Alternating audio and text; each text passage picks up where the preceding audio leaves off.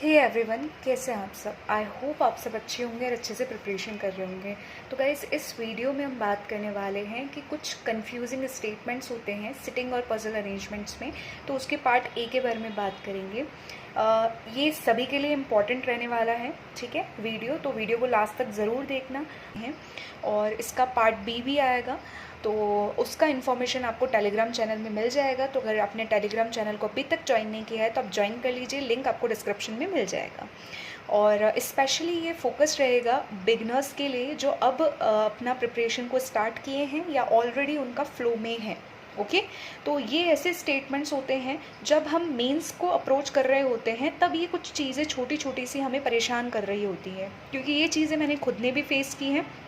तो मैंने सोचा कि क्यों ना एक वीडियो बनाया जाए, जिससे कि एक बार में जब ये चीज़ें क्लियर हो जाएंगी ना, तो हमें बार बार मेंस के टाइम पे या फिर प्री की पजल के टाइम पर ही एग्ज़ाम में छोटी छोटी मिस्टेक्स से हम बच सकेंगे, ठीक है, कि वो मिस्टेक्स ना हो हमसे। तो अब स्टार्ट करते हैं वीडियो को।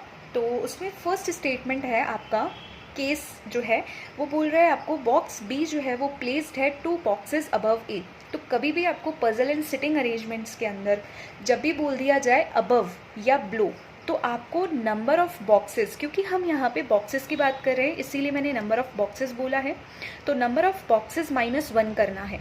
मतलब आपको जितने भी नंबर ऑफ़ बॉक्सेस दे रखे हों या नंबर ऑफ़ फ्लोर्स दे रखे हों, आपको -1 करना है। तो आपका गैप निकल कर के आएगा। कब करेंगे आप? जब आपको अबव या बिलो बोला हो, ठीक है।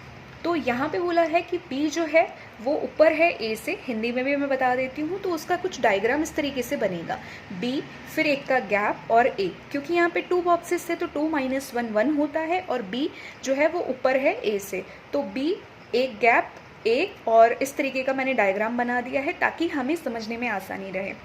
ओके इसका वाइस वर्सा क्या होगा? ब्लो होगा। तो ब्लो के अंदर भी कोई दिक्कत नहीं है, इसका अगर आप डायग्राम देखेंगे तो इस तरीके से बन जाएगा, क्योंकि इसमें बोल रखा है B is placed 2 boxes below A. इस केस में बी जो है वो ए से नीचे है, तो ए और एक का गैप बी, ठीक है। एक चीज़ आपको याद रखनी है कि ये जो प्रोसेस हम बात कर रहे हैं बॉक्सेस के केस में, वही चीज़ आपकी होगी फ्लोर के केस में, ठीक है। कोई दिक्कत नहीं आएगी आपको। नेक्स्ट अगर हम स्टेटमेंट की बात करें तो बोल रहा है there are 2 boxes are between A and B.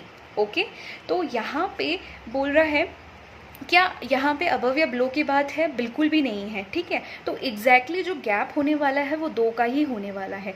अब या तो ए ऊपर हो सकता है या फिर बी ऊपर हो सकता है, दोनों ही केस आपके बन सकते हैं, ठीक है, इस वाले के अंदर। अगर हम बात करते हैं इस केस नंबर 4 की, तो इसके अंदर ये चीज़ हो सकती है कि number of persons live between A and B is same as the number of persons lives between P and Q.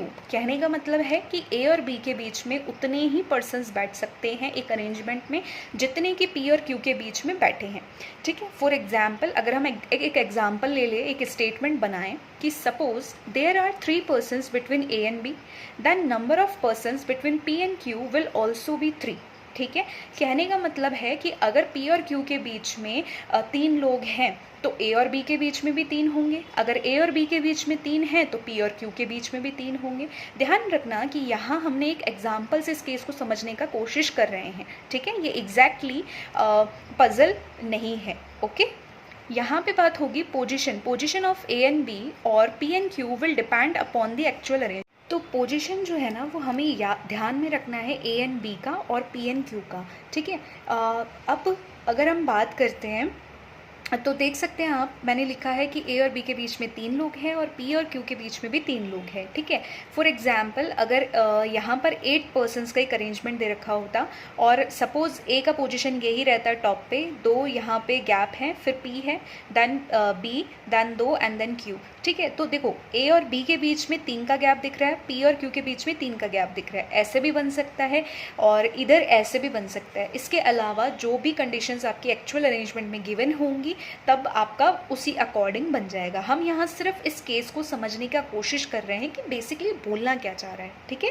तो सो ऑन, इसीलिए मैंने यहाँ पे लिखा है। नेक्स्ट केस की बात करते हैं तो बोला है कि number of persons live between A and B is 1 2 3 etcetera more than the number of persons live between P and Q, ठीक है। यहाँ क्या बोलना चाह रहा है कि आपका जो नंबर ऑफ पर्सन्स एक अरेंजमेंट के अंदर PNQ के अंदर जितना भी है ना उससे एक ज़्यादा जो पर्सन्स हैं वो A और B के बीच में बैठे हैं। सपोज P और Q के बीच में X नंबर ऑफ पर्सन्स हैं तो A और B के बीच में X+1 हो जाएगा।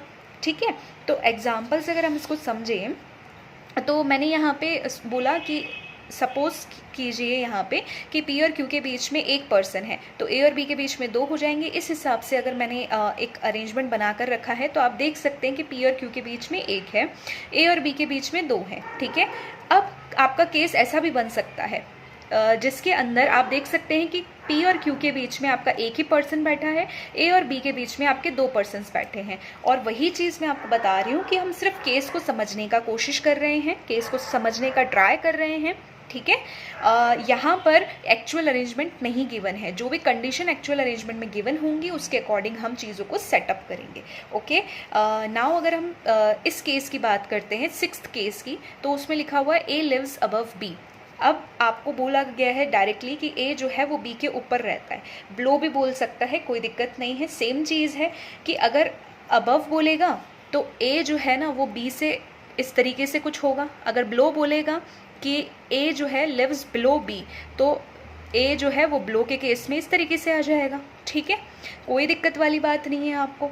अब हम बात कर रहे हैं यहाँ पे, मैंने 3 केस लिए हैं। सपोज नंबर ऑफ पर्सन्स जो हैं वो आपके 6 हैं, यानी कि आपके 6 फ्लोर्स बोल सकते हैं या फिर आप बॉक्सेस भी बोल सकते हैं, कोई दिक्कत नहीं है। ठीक है, तो एक केस में A यहाँ बैठ गया, A हमेशा ऊपर आएगा क्योंकि कंडीशन हमें भूल रही है। ठीक है, A और B इस तरीके से आ सकते हैं या A और B के बीच में कुछ गैप भी आ सकता है। मतलब कंक्लूजन क्या रहेगा कि गैप हो भी सकता है, नहीं भी, और गैप नहीं हुआ तो केस सेकंड के अंदर हमारा क्या हो जाएगा कि A is immediately above B। अगर हमें कभी ये भी दे देता है कि A is immediately above B तो वो केस सेटिस्फाई हो जाएगा। अच्छा, अब आपका क्वेश्चन ये आ रहा होगा कि मैंने A और B को 4 और 3rd पे ही क्यों बिठाया है। आप चाहें तो ऊपर भी बिठा सकते हैं, कोई दिक्कत नहीं है, लेकिन ये ध्यान रखना कि A ऊपर आएगा। ओके, ये आपको याद रखना है।